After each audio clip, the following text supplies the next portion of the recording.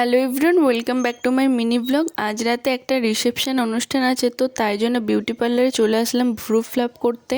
বাড়ি এসে দেখি পাশের বাড়ির কাকিমা দিয়ে গেছে, তাই টিফিনে ফ্রাইড রাইস আর কাশ্মীরি আলুর দম আর চিলি চিকেন খেলাম। আজ যেহেতু রিসেপশন অনুষ্ঠান রয়েছে, তাই পিসি গিয়েছিল এই বেড কভারটা কিনতে, আর বোন কিনেছে এই ব্লাউজটা। আর আজকে ছাদে মাত্র একটাই ফুল ফুটেছে, তো সেটা দিয়েই পূজা দিলাম। আজ দুপুরে লাঞ্চটা সবাই মিলে ছাদে বসে করলাম।